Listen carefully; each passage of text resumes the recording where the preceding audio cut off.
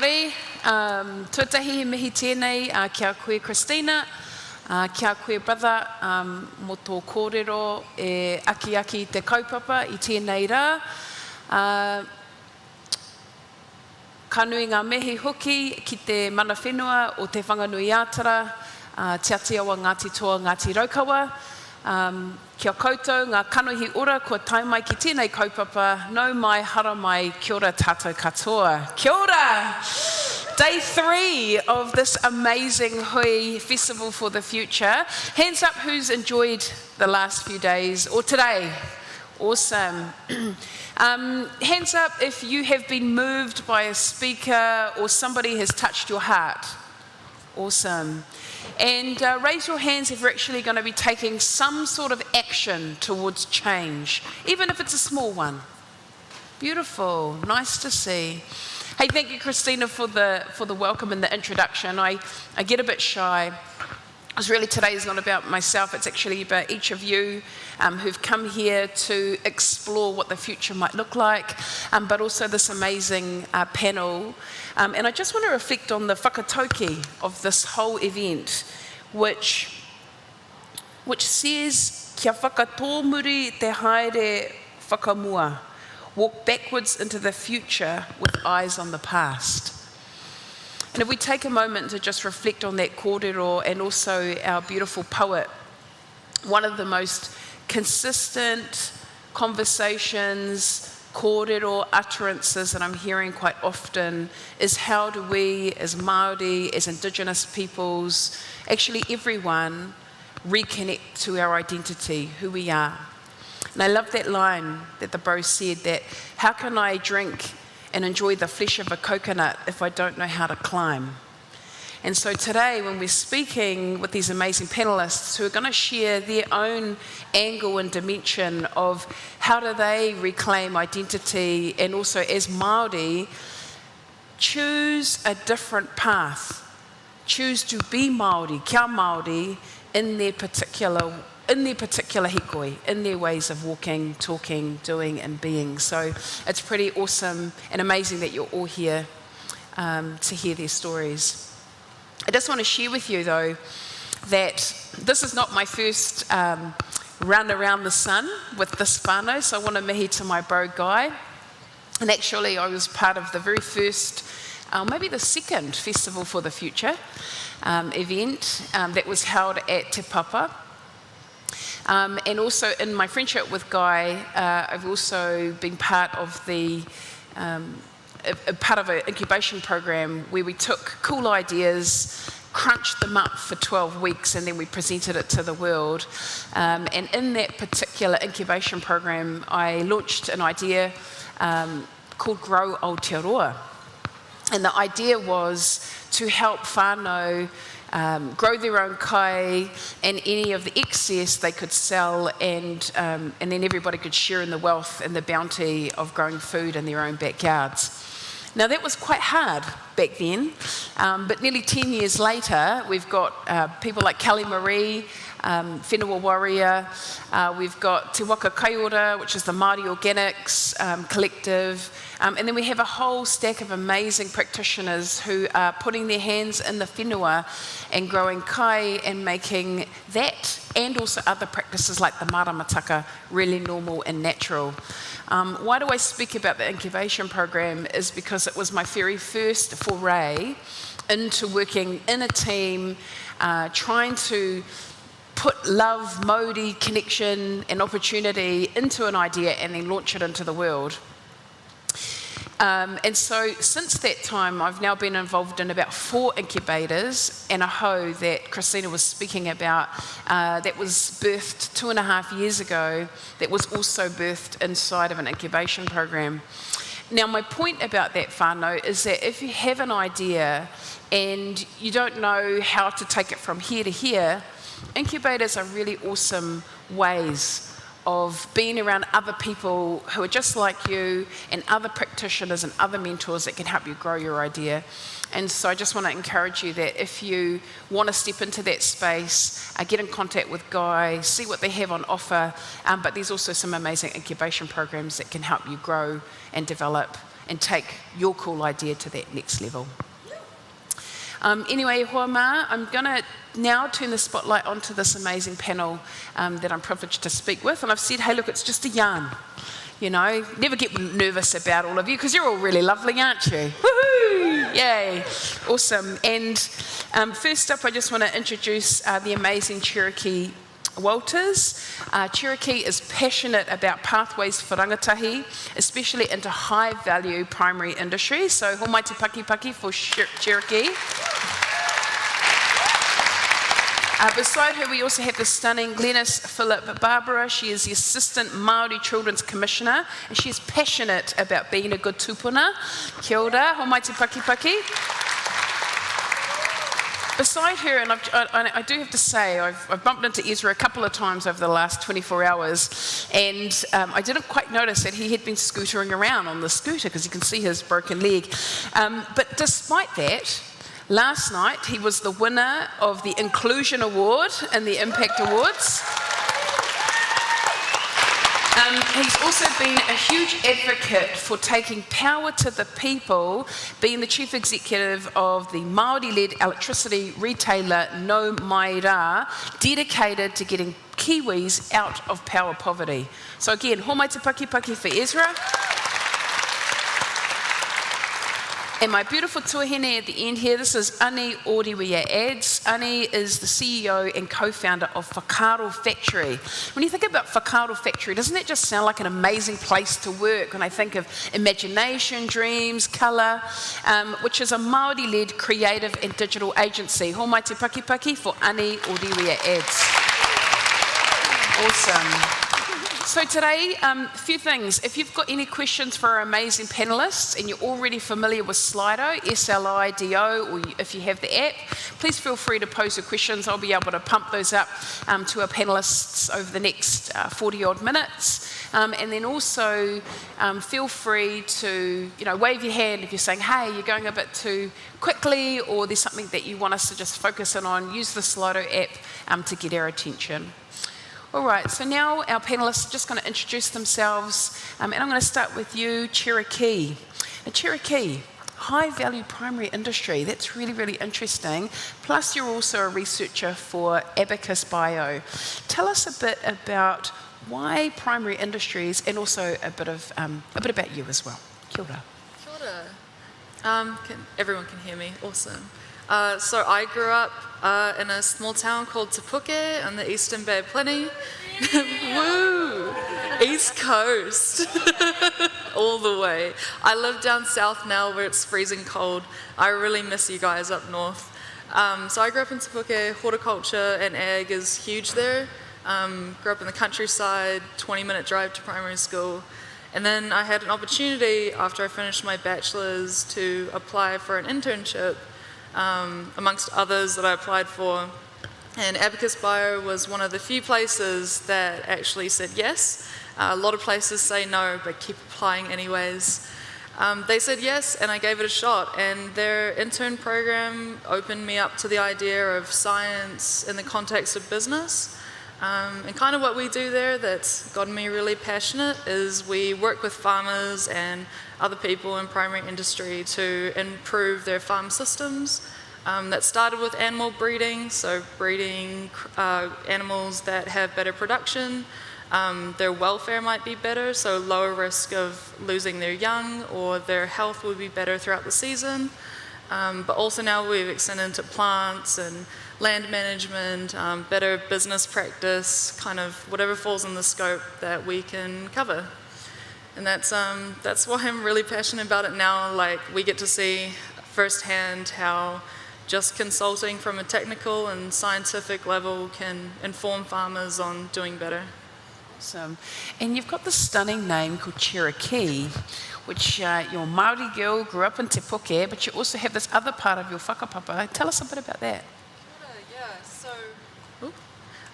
My mum is American. She comes from the southern states. I have a bit of a hybrid accent, if anyone's picked up on it. She's from the south. She grew up in Louisiana, the French Quarter kind of area. and she gave me that name because of the shared land that Georgia and the South have with the Cherokee Nation. I feel really honoured to have the name, and it's very interesting meeting people who are Cherokee and them learning that I'm Māori. I kind of get the brown tick, and it's really cool. It's almost like having a connection to our whānau overseas in the North America. Awesome. Can you tell us a bit about Abacus Bio? One that's a very interesting name. When I think about Abacus, it's those old school maths tools. Remember with the little blocks, they help you count and help you do maths anyway. But tell us about this organisation and your role in there. So I obviously started there as an intern. I have kind of a background in biochemistry. They got me on board to work there initially on plant bioactives, which sounds boring, but it was super cool because it was when cannabis and hemp were starting to be a new topic in primary industries. So I had the real privilege of being Māori and looking into something that really affects our people. From there, I'm a research assistant and a consultant, so I'm not one of the creatives on our team, but I do keep the creatives in line. And if you're someone who's organised, there's a job out there that needs your help. So that's my role. And as a wider company, they work in genetics. They look into breeding values. So we look at the traits an animal has or a plant has and rank them based on the person growing or producing what they want out of the plant or animal. And basically that looks like they'll say to us, I want to make more produce. And then we'll survey them, and what they actually want is a plant that's easier to manage. And we help them align what they really want to improve their farm in a way that's practical. So then you can actually breed plants and animals to meet those traits that you really look for. So if we think about primary industries and farms and, at the moment, I don't know if you saw, there were the farmers, they did a big hikoi through the middle of towns with their tractors and a lot of farmers tend to get a bit of a bad rap, but I'm seeing that there is a change in primary industries and farming. In your view, how do you feel tikanga Māori, mātauranga Māori can also influence the way that we connect with the whenua and can better care for the whenua for future generations? Cool, that's a great and huge question. I was really honoured to go to the Ahu Whenua Awards earlier in the year, and if you don't know what that is, it's one of the oldest standing primary industry awards, and it's for Māori. So the action I've seen of Māori using their mātauranga Māori in primary industry has been taking back land, buying back land that was lost, using it for crops that are sustainable, approaches that are sustainable, and giving employment back to the people. So actually Eastern Bay won some awards at the Ahu Whenua Awards this year. So yeah, doing well, guys. So that's what's happening right now. But as far as in the future, a lot of farmers, Māori or non-Māori, are just looking for information. They've been using practices that come from, pre-2000s. A lot of people still just write in a little book to record everything. So giving them better access to information and reaching out to those really remote communities is a step that we're trying to take. So we'll do outreach, teach a farmer how to use Zoom. That was what we did last year during COVID. And other things like how can we meet policies and practices that are sitting in 2021 and bring it to the future. And I think Māori have a role there, and we've had this this climate positive view on the world for so long that teaching people and reaching out to people who are trying to also meet that is probably the way forward, I think, for primary industries. Awesome. So I'm pretty certain that there are other rangatahi tai tamariki in the room who've done a little bit of a Google stalk on you, sussed you out, and are really interested in entering into primary industries, or more importantly, they want to do what you do. Can you give them some tips on how might they follow in your footsteps, and what were the steps that you took? So for me, I applied for everything. I didn't really read a lot of descriptions on applications. I just saw entry-level job loosely related to science, put forward an application. I think in my first year of uni when I was applying for jobs, I got rejected to about 100 different places. But my first job was working with really cool people in a kitchen, so we got to feed others, and that was awesome. But as far as getting to where I am now and working in a space that connects me back to home as well as connects me to the mahi I did in tertiary, apply for everywhere, because the worst thing they'll say is no. And if you keep applying, maybe they'll say yes. But also really trust yourself. So I run the intern program now at Abacus. We can't take any more reviews right now, but maybe next year. I think if rangatahi and our taiwohi can trust their gut when it comes to backing themselves, like everything you know, only you know that. And I think some other speakers have been saying that kind of whakato over this weekend of everything you know is unique to you. And you need to tell people, like, this is the stuff that I know. This is the stuff I know how to do. And there will be someone out there who's looking for that, whether they know that yet or not. And finally, if you think forward into the future, what is your vision for the future of our land and Aotearoa, and your hope as well for where we might land into the future? I have a lot of hope in our young people. I got to speak to some people up in Taranaki a few months ago, and there was a young person there who was like, if adults just listened, we could probably help them. So I think like listening to their vision, they're the ones who worry about living in the future. I definitely did, and I still do, but there's a lot of people younger than me now. And as far as my vision for what that looks like, I think a lot of us come from, like multi-racial backgrounds. Like I'm American, Pākehā Māori. There's probably a lot of other people out there who are biracial, multiracial. And so taking all the knowledge from your tupuna on every side and implementing that into how you want to manage land. And the vision is much more united, I think, than we give it credit for.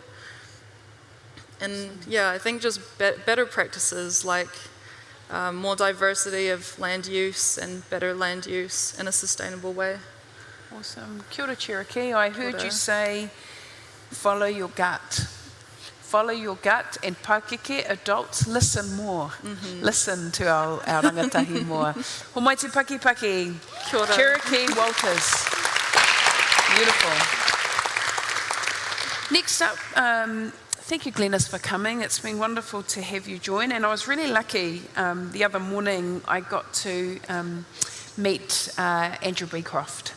And Andrew Bcroft is amazing, and he is moving from the commission into another area of mahi. But I understand that your first wero in your role as Assistant Māori Commissioner in the Children's Commission was to eliminate racism from Oranga Tamariki. In fact, eliminate racism from Aotearoa generally. Why is this important for you? Well, kia ora, tuatahi rā. Ka rere te hau o mihi kia koutou I tēnei wā. Ka tautoko ngā mihi kua mihi hei whakawātea tēnei wāhi ki te kōrero. So eliminating racism, it's for this guy. It's for this guy. This young man's name is Ngātai. Can you guys call out kia ora Ngātai? Kia ora Ngātai. Ka pai, because I know he's going to watch this later and he's going to want to know that you guys mihi to him. So look, Ngātai is a young man who lives in Lower Hutt, and there are 1.2 young people in this country under the age of 18 who have told our office for years and years and years, please do something about racism. Please tell adults that just because I'm brown doesn't mean I'm dumb. Please tell the teachers to say my name properly. Please help teachers to understand that the knowledge that I bring from Samoa, from Tonga, from Ngati Porou, from Tūwharetoa is just as important as the knowledge that is in the books at school. Please, please, please help us to be heard. So our office, as you know, it's our daytime job to listen to children and young people and to hear their whakato. Our mokopuna are talking all the time about what's important to them. So for me, eliminating racism, it's the only reason I agreed to take the job, to have an opportunity to do this work, because these guys. Awesome. Kia ora ngātai. So let's say again, kia ora ngātai. Awesome. Yay, he's going to get such a buzz. So racism, it's a big kaupapa to tackle. Yep. In your view, why do you think racism also leads to poor outcomes, especially for children in care? Racism's really, really old. So the root of it is thousands of years old, actually, and we have literally been swimming in it for generations now, at least 2,000 or 3,000 years. So the whakato is that it's as old as the time of Plato and Aristotle and all of those old thinkers who developed this thing called a hierarchy, right? The hierarchy of man, the idea that God sits at the top and people underneath, but important people are, kings and queens, and then there are people of, more importance because they are wealthy, they're lords and nobles, and then so on and so forth. So this hierarchy of race has been developed over thousands of years. So it's really important to understand that all of our assumptions come from the education that we receive, yeah? And the things that we see in our community and in our society. So it's really subtle. Systemic racism exists in this country particularly, is really easy to spot. You know how you spot it? There's an absence of any mātauranga Māori. When you think about Aotearoa, yeah, a nation founded on Te Tiriti or Waitangi, an agreement that one of my tipuna signed, Koe Auru Turangi, back in Rangitukia, 1st of June 1840. When he signed that agreement, he signed it as an act of love towards Pākehā people coming to this country. He signed it in order to make a home, yeah, for new people coming. And so the expectation and the agreement, the exchange, was that Pākehā knowledge and Māori knowledge would live side by side and would inform the future. E hoa mā. How hard is it to find mātauranga Māori these days? Yeah? Strictly speaking, if we'd honoured Te Tiriti, mātauranga Māori would be as ordinary as anything. People wouldn't ring up Radio New Zealand and complain when they speak te reo Māori. There wouldn't be hekoi, there wouldn't be a call for a national conversation to ask if mātauranga Māori has relevance in our country. So the way that it leads to poor outcomes is simply that there's an assumption made that Pākehā knowledge is superior to Māori knowledge. There's no value in anything Māori. And so I know, thinking about from when I was little and went to school, when I fronted up to school as a little brown girl, there was automatically an assumption that I belonged in the bottom class, yes? I wasn't wearing a special t-shirt that said dummy. I didn't do anything different to my Pākehā mates, but there was an assumption made that somehow what I bought was less than. And this is attributable to racism and all of our assumptions, yeah? Wow. And as I said, this is a 2,000 to 3,000 year issue, systemic, which means that racism shows itself on the television, on the newspaper, on the radio.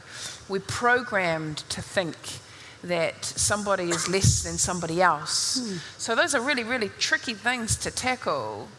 Of all of the elements of racism, what part is the Children's Commission going to pick up and try and lift? Just in regards to just your koha into the space. So we're really interested in the knowledge that informs the way that we work with tamariki and young people, yeah? So at the moment, the knowledge systems informing care and protection, for example, are predominantly Western. And actually, they're infected with racism. There is this idea that brown children don't need as much, don't deserve as much. I saw a study in the papers the other day that doctors had come through their training believing that people with brown skin could endure more pain and so didn't need as much pain relief. All of these crazy ideas, yeah, that all have their root in racism. So our koha into this space is to promote by Māori for Māori approaches, yeah, to promote by Samoa for Samoa approaches, to promote by Tonga for Tonga approaches, to actually work with government to let go of this idea that by Pākehā for Māori, by Pākehā for Samoa, by Pākehā for Tonga is the best model. Actually, there's this letting go that needs to happen, and it's something that Judge Bcroft and I have been working on ourselves, yes? When my role was created, Judge Bcroft did that because he wanted to learn to share power within the context of a Te Tiriti relationship. If that's the intent in our country, he wanted to learn what it was to share power with a Māori person, with a Māori person in leadership, with a Māori person who brings mātauranga Māori to the way that we look at everything. So that's our koha, what we're doing in the tari, but also our holding government to account to do much better. Wow. And I see that one of your visions for the future is for rangatahi and tai tamariki taiohi to be good ancestors. How do they go about being good ancestors? Well, I think given the time that we've been born into, so we've been born into a time when we are waking up to the impact of colonisation, yes? So if we're going to be good ancestors, we've got to do something about it. Doesn't matter who we are, doesn't matter what colour we are, doesn't matter what community we come from, whether we are old or young, we've all got a role to play.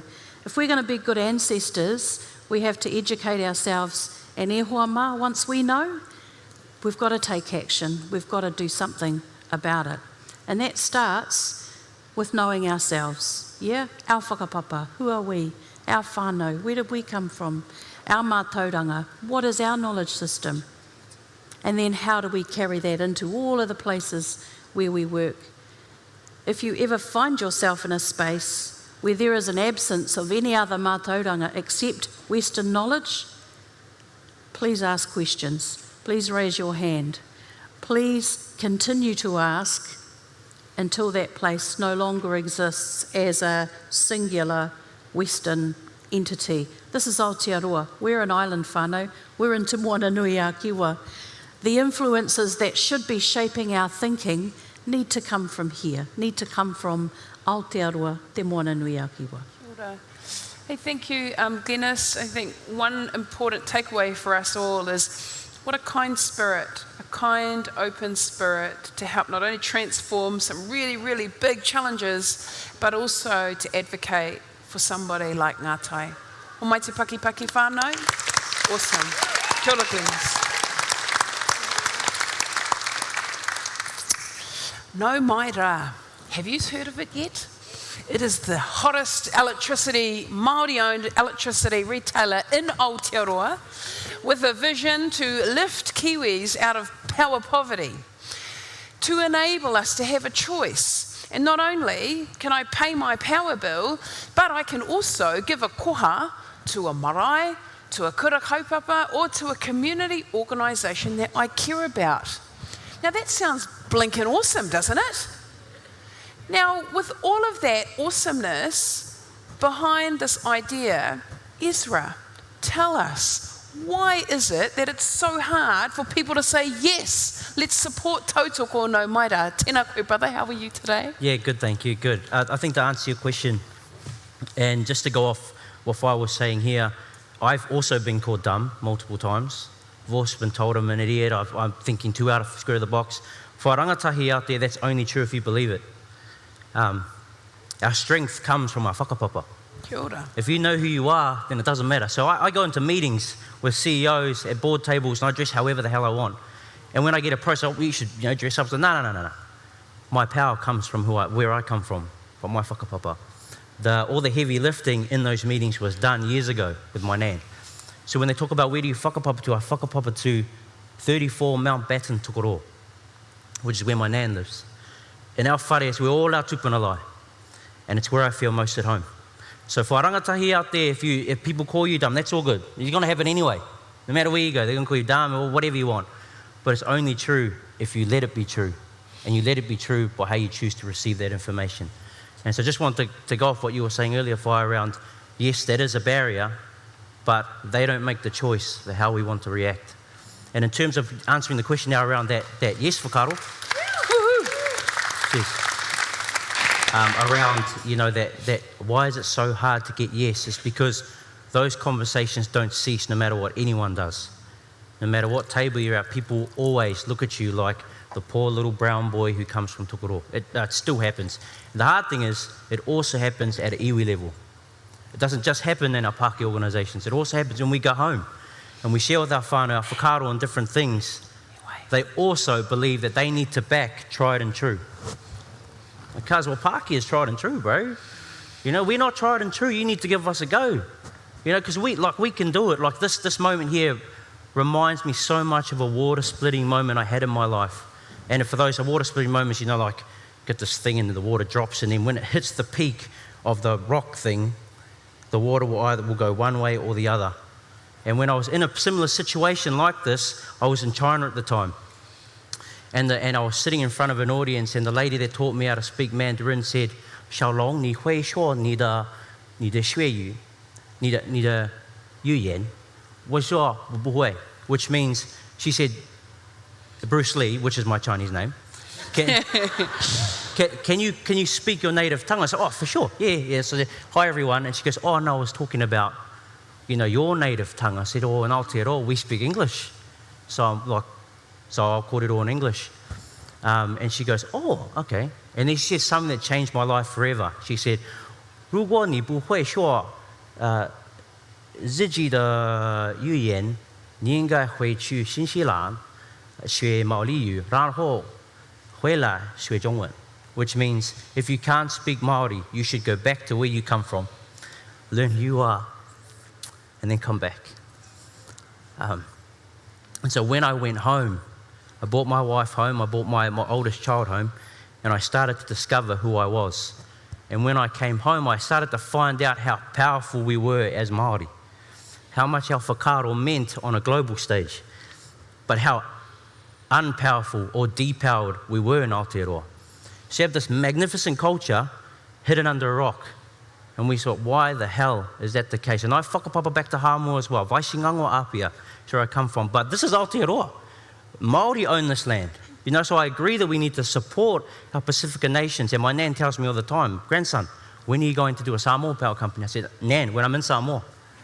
You know, and I love my Samoa side. I love them. Yeah, they're hard not to love. But this is about Māori futures, and if we want to progress as Māori, we have to understand how powerful we are as Māori and stop listening to what people say to us and allowing that to become our truth. And that sounds really simple, but it's not. So before we can get a yes at the table, we have to say yes at home. If you can't say yes at home, then you can't say yes at the table. What's happening at the business tables or the negotiation tables that we're having at the moment is that they believe the yes that we're telling our tamariki, that we're telling our tribal members, that they're telling our whānau. The moment we as Māori in this room realise that we can change the yes at home, those conversations will start to change, and that's what's happening now. With the activism, with the way that we hit the streets. That's how we'll change the narrative for Māori. So answering that question, and the reason why we're not getting yeses at the table is because we as Māori aren't saying yes at our own. And the sooner we realise how we do that, the sooner we'll get yeses at those tables. Kia ora. So right now, you've got a action station petition. So I'm thinking about whānau, how can we all take action to support Ezra in their kaupapa of no mai rā? It's close to 4,000. I'm hoping by the end of today we can top it over and get it beyond 4,000 signatures. Ezra, tell us, why did you establish that petition? What are you hoping to achieve? Yeah, 100%. So power in Aotearoa at the moment is a two-tier electricity market, which means you've got those whānau who can afford to pay their bills and those who can't. And a lot of our whānau are in those who can't. And the more that we accelerate towards a more sustainable future and we put more solar panels on, then the further that gap becomes. And so, and that's wrong, right? That shouldn't happen, because power isn't something like a Samsung TV or iPhone. Power is something that we live off that feeds our whānau. something that heats our homes. And so this gap needs to decrease, and the petition is around how do we decrease that gap and allow those whānau to move into one market. And so when we have those petition signings, we're saying to the government that we need to make power right, not a privilege. And it's a privilege now. And I shared last night at the Impact Awards, it's crazy to think that myself has the ability to give you power or not. I can literally, at a push of a button, turn your whare off. And that shouldn't happen. And that's happening now. It's been happening for years. And the discussions that are having at the decision-making tables, they talk about all the stuff that we should do in the future, but the problem's happening 40 years ago. And so the petition accelerates what should have been done 40 years ago into making power a right and not a privilege today. And so we don't market it or anything like that. We just, we put it out there. If you want to sign it, go sign it. But it's literally hundreds and thousands of whānau out in Aotearoa are living, fighting every day to have access to power. Yet we take it for granted. So. Kia ora. Hey, look, it's awesome to see that No Maira is a disruptor.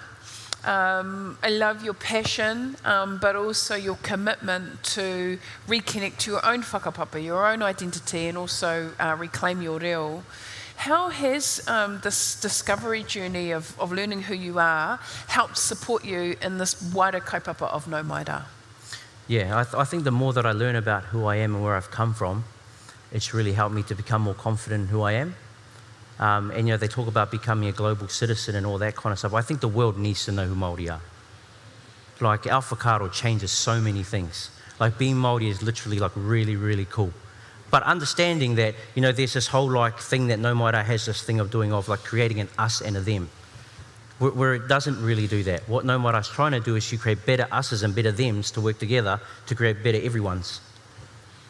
And so that's our whakato. So I can only do that if I continue to go on my own reo journey, reconnect back with my haukainga more and more and more. Because if I'm the best version of myself, it enables others to be the best version of themselves. Rather than, your nan stole my land, so I need to hit you to get the land back. Which is a fair assumption, which people can, and I'm not dissing that whakaaro at all, but if we're going to move forward, Māori have the opportunity in Aotearoa to push F5 and refresh everything and do it from ground up and lead forward with a mātauranga Māori perspective and share that with everyone. Kia ora. So, actually, yes, homaiti paki. Thank you. I won't take that moment from the bro. Now, the hustle was real, Ezra. You know, the hustle was real. You've been working really, really hard. Yourself, your co-founder. You've probably had more doors closed on you, but you've also had many doors open as well. We had Pat McPhee in the room, Manaki, and they've come behind to support the mahi that you do. But what tips would you give rangatahi who have a big idea and disrupting the power utility companies of Aotearoa? That's a blinking big idea. What are the tips that you'd give to others that want to be a hustler just like you, and when it gets really tough, what do you do? Yeah, so two things, and I've got 24 seconds, so I'll try my fast to go through it. But something my dad always said is, if you know you're the man when you can choose the biggest bugger on the other team and run it straight at him. And so for a rangatahi, choose the biggest bugger in the room and run it straight at them. That could be the person, like an investor, it could be, a competitor, it could be an industry. Find the biggest bugger and run straight at him. And everything else that you learn at this workshop will help you put on the hows and whys. And lastly, most importantly, remember our 3 T's. Our 3 T's as Māori here at No Maira are tipuna, tangata, and tamariki. So every decision you make should align to those 3 T's. Is it going to support what your tipuna did before you? Is it going to look after tangata? Not just Māori. He tangata, he tangata, he tangata. Doesn't mean he Māori, he Māori, he Māori. He ngāpuhi, he ngāpuhi, he ngāpuhi. It means he people. It means the people. And the last one, make sure you build a life that your children will be proud of. And so run at the biggest bugger, and don't forget the 3 T's. Kia ora. Ooh, nice.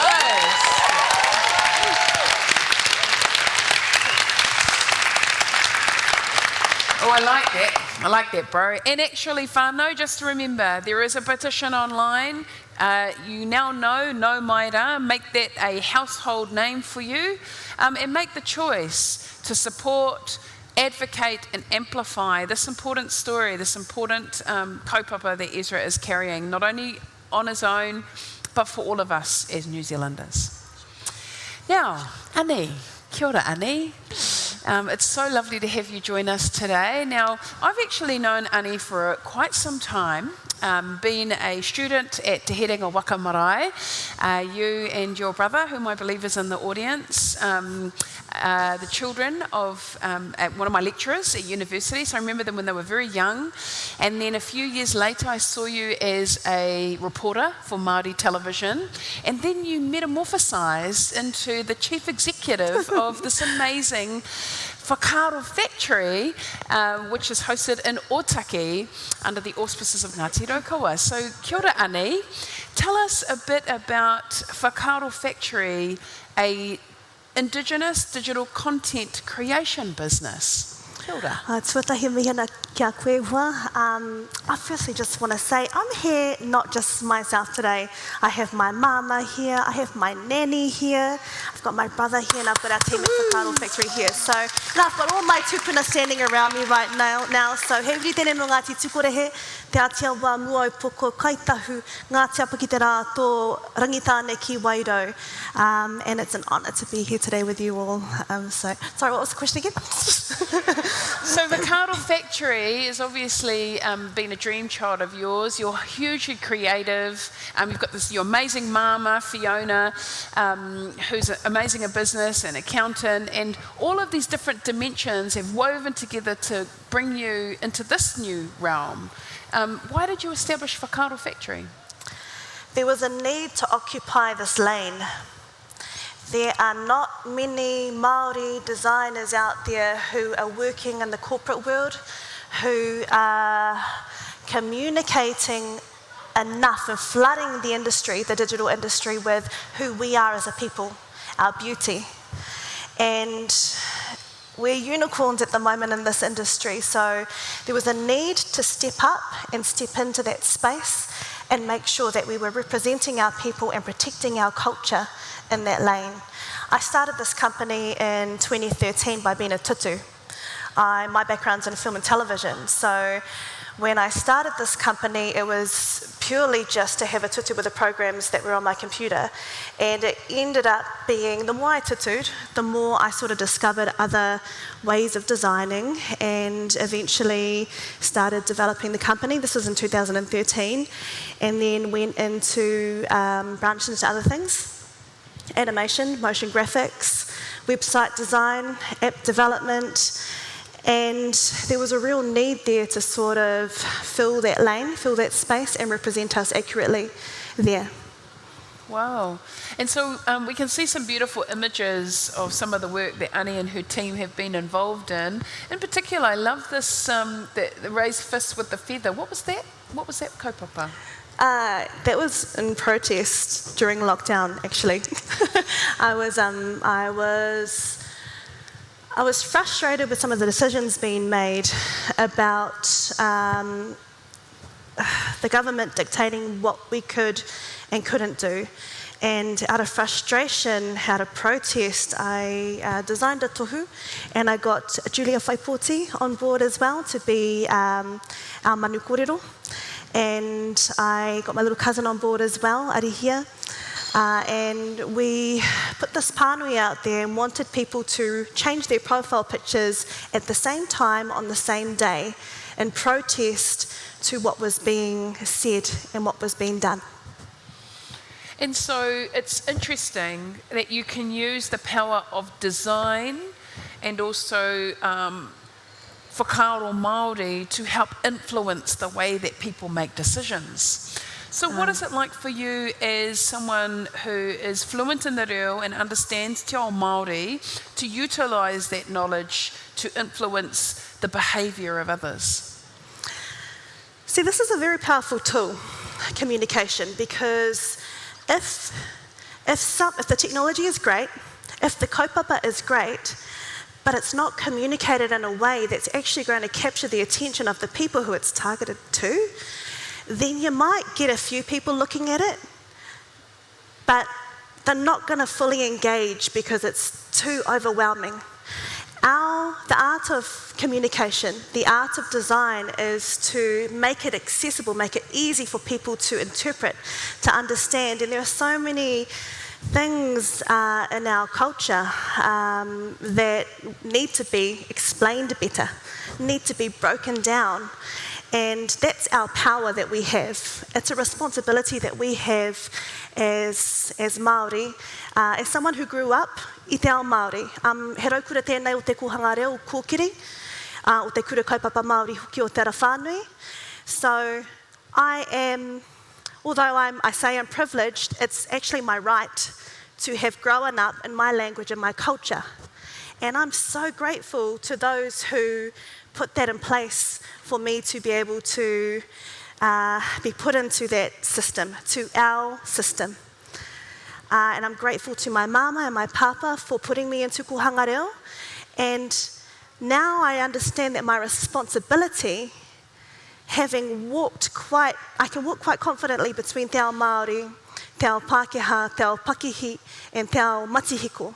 Te ao Māori, the non-Māori world, and then the digital world and the business world.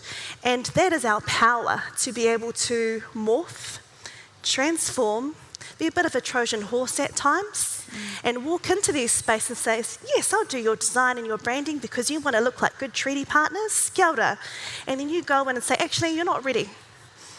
You're not ready to be at the level where you're able to accurately represent our taonga tukuiho. You don't deserve to have and look this way just because you want to look a certain way.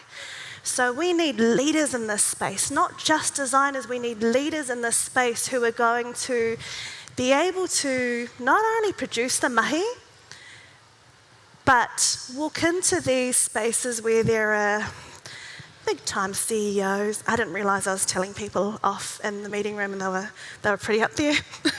But that's our power, and I think that's what we have to be doing. Those are the leaders that we need to be creating in this space. I'm not sure if I answered the question, but... You did, perfectly. So I understand you've also got quite a few rangatahi working with you, walking beside you. If there are other rangatahi that really want to look at content creation or digital marketing as a career, what are the steps that you think that they should take? Be a tutu. I would encourage you to try and get your hands on the tools and just play with the programs. I think it's a hard one because I think that when you're in the creative industry, a lot of creatives are very introvert people. So while we need leaders in this space, we also need the people who are able to listen, who are able to produce the mahi from a mātauranga Māori point of view. So you don't have to be confident. You don't have to be a confident designer. You can produce the mahi and tutu away, and there are people, organisations like us out there. There's Ariki Creative as well, there's Maui Studios. There are a few of us now who are looking for people to jump on board our waka, to be working on kaupapa Māori projects all over Aotearoa. I think at the moment what's happening is that a lot of our people who are in this design space are very introvert people, so not the confident type to go out and start your business, and that's okay. Kei te pai tērā. But what's happening is they're moving into Pākehā companies and working on Pākehā projects, so their point of difference, being Māori, isn't being recognised as much. And we ask you to come under our wing, and we appreciate your point of difference. We encourage using your unique position that you have, your right to be Māori, and we celebrate it in Pakihi Māori who are working in this space. So keep practicing, keep tutuing away, and come find me after this. Oh, that's awesome. And so what I'm hearing from you is that you not only celebrate being Māori, you also encourage it, in fact, often demand it, and then create a really safe space for the quiet voices in the room to be able to share and show their talent. And I think that's not only stunning, but also quite important in business, because often when we think about Māori success, and we think about success generally, it's usually the loud ones, that they go, oh, that one, that's the one. But we also sometimes might forget or overlook the really, really quiet person who actually might have all the goods, but doesn't know how to speak for themselves. How do you deal with that? Well, by listening, by being empathetic. You know, it's having conversations with people and understanding that we're not all the same. There are different types of personalities out there, and often, sometimes, the most quiet ones are the most dangerous ones. So we've got a team of really beautiful people within Whakato Factory, and we're wanting to grow that team. And I think what we're trying to do with how we structure ourselves is we're trying to operate in a mātauranga Māori way, but that's difficult. That is so hard when the system still requires you, our business name, to be a certain way, to have certain things that you have to tick off. So we're trying our best as we grow and develop to implement those things on a daily basis, but holy heka, it's hard. I'm certain. Whānau, homai te pakipaki for Ani Whakato Factory. If you need any stunning kaupapa Māori design, I'm certain that Ani and her team will help. Now, whānau, today we've had the privilege of listening to this amazing panel speak about how mātauranga Māori shows itself in the way that we care for and sustain our whenua in the primary industry, so tēnā koe Cherokee.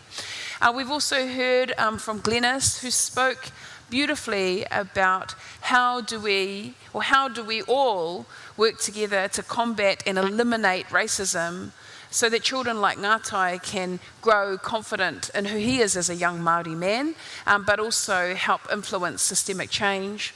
We've heard from Ezra, who's got a massive idea to upend and disrupt the power industry, and how he uses the power of tipuna, tamariki, what was the other T, bro? Tipuna, tamariki and tangata. How he uses those three principles in his brand and in his practice. And also Ani, who uses the power of good listening, empathy, and also a commitment to her culture, and how that also influences the work, the design and the branding that they do in the world. So this is so amazing. So now we've got some questions, e hoa mā. Quite a few from you all, and we're going to just take our time across the panel to answer them.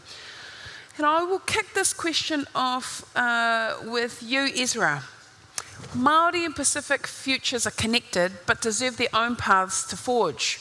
Why do you think government love to group them together so much? Good question. I personally think it's because it's easier. I think that's why they do it. I don't think it's right, but they just go well together, I think. I think they do. I agree that they do deserve their own paths to forge, and I think the government do it just because it ticks a box. And I think that needs to change. Does any of the other panellists want to add to that? Can I just add that the government have a very good reputation of grouping us into one category. Before Māori, we were individual iwi. But one word, Māori, seemed to capture everybody easier, make it easier for them. So I think that's just a way that rolls. Kia ora. Glenis, this looks like a good one. How do we differentiate genuine action to hold mātauranga Māori and Indigenous knowledges in the esteem that it deserves without being tokenistic or inauthentic in our approach? Yeah, I think that comes back to leadership. I'm always very suspicious of approaches that don't have Māori holding them and implementing them. I'm always suspicious of ideas that are apart from their tikanga and real base. It's entirely inauthentic, I think, for people to think that mātauranga Māori is another thing to be grabbed and commodified and used wherever we like it. Mātauranga Māori has its own whakapapa, and that whakapapa takes us back to Māori people and whenua Māori, this very whenua we're standing on. So, yeah, easy test there. Who's leading is always the great question. And then who is the collective supporting that leadership? Because as Māori, we operate at whānau hapu and iwi level. Kia ora. Cherokee. As a Māori, I find I get lumped as the token Māori or token young person. How do we address, oh, hang on whānau, yep, how do we address being that in that uncomfortable position but not come across as angry? It's a hard one. Kia ora. Kia ora, that is a hard one. And I've been that person, the only Māori in the room. Not the only brown, we have South American people that work there too. But I think, you know, there was a kōrero last year that I saw a bit online of the angry brown woman, or the angry brown wahine. And sometimes I think angry is demonized. You can be angry and still communicate how you feel, communicate what you're angry about and what's made you angry. If anyone went to the growth mindset sessions, it's about your behavior driving from your emotion and your values. And I think when you are the only Māori, there might be others there who can support you. We're not, you know, Māori are not the only minority group around. I find my support sometimes in other women as a minority, in other minority indigenous cultures or communities, and people from overseas and migrants in our LGBTQIA plus community, and finding those people who can see where your anger is coming from to support you can help you direct that tone in a way that will be productive. So I'm hearing channel that anger wisely, don't be afraid of it, but also others that are in this space, don't demonise people for being angry, because you know what? We've got a lot to be bloody angry about, to be honest. And it's okay. It's okay. And so hold that, direct it, but use your anger wisely. So thank you, Cherokee. It was a really great response. I'm going to throw that back to you, Glenis. A second question. You mentioned the idea of a from Pākehā, for Māori, for Samoa, for Tonga is a model that needs to change.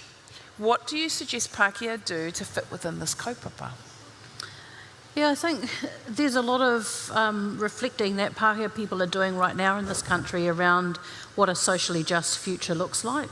I think as people wake up to our history, to the things that happened, Pākehā people I know and love are genuinely looking to get out of the way of the progress that needs to happen. It's the most important movement that I'm seeing around our country.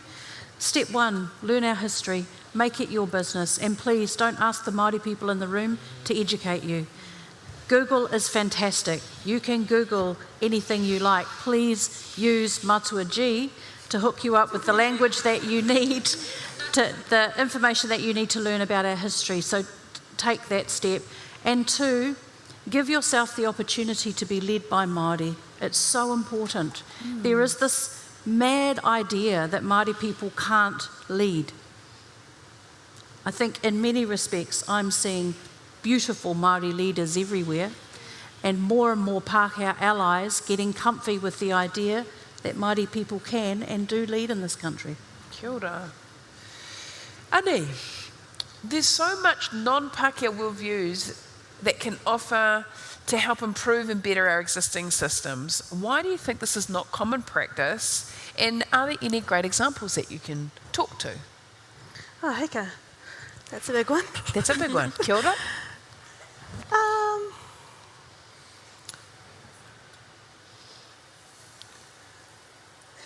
Why do I think it's not common practice? I think there are heaps.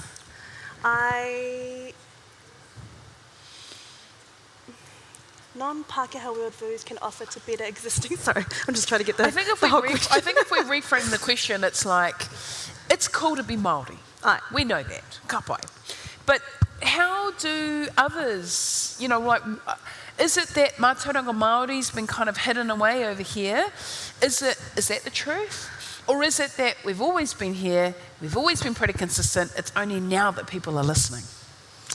Ooh, I think it's a bit of both. I think that there's there's still a lot of Māori out there who are struggling to trust.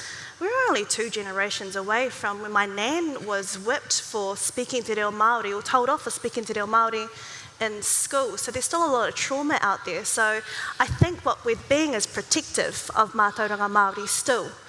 And in a new age where a lot of things are being used and abused once they're put on social media,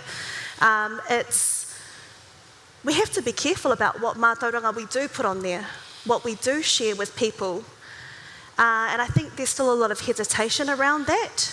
I think we're coming to a space now, though, where it's urgent. Our people need to see mātauranga Māori in front of them, because we need mātauranga Māori solutions. We need alternative solutions, and those messages need to be put in front of our people. So, maramataka Māori, for example, this has been around for generations. And if you've been talking to the right uncles and right kaumātua over the years, you'll know about maramataka Māori. But not everyone has access to kaumātua, to their marae, to people who are able to share this knowledge with them. But it could potentially heal a whole lot of people just by understanding how the marama influences them on a monthly basis. So rebranding maramataka Māori so that we're pulling the right bits of communication, the right messages out and placing it in front of our people strategically, I think that's the sort of stuff we need to be carefully looking at and sharing with people on these platforms. Kia ora. Now, Ezra, I know that it was on here before and it's disappeared, but I do think it's important. There was a pātai and they said, Ezra, how do you get money for a startup in the power industry? So what was your journey for raising funds for your kaupapa? Yeah, I saw that question. There's a couple of ways. So obviously there's your normal startup, business transition, funding, investment, things like that. But I think specifically in the power industry, there's a lot more money in the industry now than there is when I first started. When Ben and I first started, if you go to MBIE's website, they're giving $400,000 away per project to run pilots on how renewable energy can be applied on a marae or within Māori housing. And so I think that would, to answer that question, I think the best way to get started is to go through that process. Because I mean, when I first saw the question, I said, well, why would you want to get into it? You know, because it's such a tricky industry. But going through that process, you'll go through the due diligence that they go through to understand if you're ready to get in the industry. And if you can pass through that, they'll give you the funding and support to be able to help you do it. So I wish that was there when we first started. Awesome. $400,000 whānau through MB, so check that fund out to help support your aspirations for electricity. Glenis, how do you address fellow work colleagues that don't understand systemic racism and in fact believe in reverse racism? Great question. Really good question. That's a sure sign that it needs to be a priority for your workplace development program. So that's an education requirement for everybody. It's always easier if everyone takes the journey together. And of course, in any great learning program, you start with definitions. And much easier and much less hassly and much less awkward if everybody takes the journey together. And even better if the place you work for can afford to get someone in from outside of your organisation to actually kōkiri everybody and lead you through that journey. Taking the journey together, you never ever regret it. I saw another quite big question whānau, so preparing my panel for this one. This is a big one. And the pātai was, how do we heal intergenerational trauma? And I'm going to start with you, Ani, and I'm going to come back this way. What are your thoughts? By talking to each other. I don't think there are enough scenarios where we wānanga these days. We haven't lost the art of wānanga. It's just not happening as commonly as I would like it to. The art of wānanga isn't just having a hui. It is actually creating a space where you lay tikanga down at the beginning and you make sure that everybody understands that when you walk into this space and you speak openly about what you're feeling, how you're feeling, and some of the take that are sitting on your shoulders, some of the taumaha that are sitting on your shoulders, openly with the people who are in the room to listen and who love you. I think that's one of the ways that we can do it. I think we need to sit more iwi together and revisit that practice and dismantle what it actually means and how to bring those ways back to our people. Kia ora. Ezra, what are your thoughts? Yeah, I agree as well. I think in addition to that, I've felt a bit of trauma learning more about who I am. I've been told, you're not Māori enough to do these things, and that kind of hurt me a lot, sort of thing.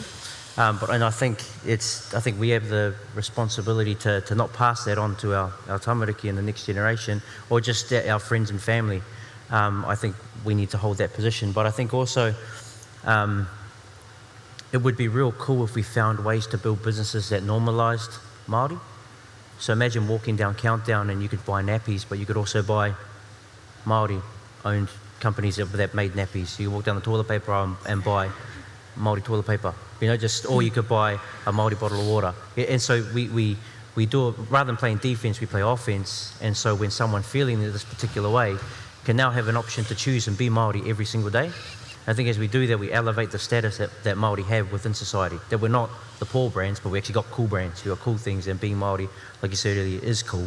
And we apply it into mainstream forums. Awesome. Glenis, how do we tackle intergenerational trauma? I mean, there's a lot that those of us carrying that trauma need to discover for ourselves. But I think as a wider community, if we practice the art of radical acceptance, that would work for everybody. So it's not just Indigenous peoples carrying trauma. My friends in the disability community are carrying all kinds of trauma because of the way that they have been excluded and marginalised in their lifetimes. All kinds of people in our society have been found wanting or not good enough. I think practicing the art of radical acceptance means that we look for the humanity in everybody and we start from that basis to build the relationships that we need to build. I think that'll help. Kia ora. Cherokee? Kia ora. I think I totally agree with my fellow panellists as well. And a question when it comes to conflict and trauma that I got taught was, what would it take for you to forgive it? And what does that look like? What would forgiveness look like to you, for you to do? And who are you forgiving? Really, really thinking about who you would want to say sorry. Can they? And if they can't, are you okay with that? Because we can't let intergenerational trauma continue to be intergenerational. It has to stop. Everything, it has to end. So then we don't have to keep inheriting it over and over. Kia ora. I think for me, I reach into and I'm touching people, trauma. It exists in nearly every aspect of my work, in that we're trying to transform that space, whether or not that's through communication, telling better stories, or just sitting with people and just hearing who they are and where they've come from. And I really reflect on the recent Royal Commission inquiry into the harm of children in state care. It's now the Pacifica communities to now tell their story, and my heart weeps for many of our whānau who found themselves in gangs or following a life of crime or fill 80% of our prisons. They've all come out of this space of trauma, of hurt and harm. Even more harder when the state has been responsible for the harm. And that's been a long intergenerational journey as well. But I'm also seeing this rise in kōrero from people who are saying, hey, I acknowledge the trauma, I do radically accept it, but I'm also wanting to move beyond that. I'm now in this space where I own completely all of the parts that brought me to this point in time. But I'm also going to say, I am who I am Māori, I am Indigenous, I am coloured, I am Pākehā, I'm a New Zealander, and now it's time for us to actually own that fully, completely. And so what will the future look like from that space? And that healing is always ongoing, but also just important for us to sit with and reflect. There was a question for you, Cherokee, about, do you face any challenges with your American whakapapa and also your appearance in your life? Yeah, it's quite conflicting being white American and brown Māori. They're two very different and opposing tupuna to have. I think if I think of my grandma, she was someone who, grew up quite southern. She was a Louisiana lady. I can't do a southern drawl, but you'd have to imagine. But she, over time, started to be more accepting, more open-minded. Didn't always use the right words, but she was getting there. And she taught me a lot, and she taught my sister a lot. And my sister, of the two of us, you can tell who's the more American one and who's the more Māori one or Kiwi one. She has an accent for one. And she taught me a lot as well about balancing the two. How we're both American and are responsible for helping that trauma heal.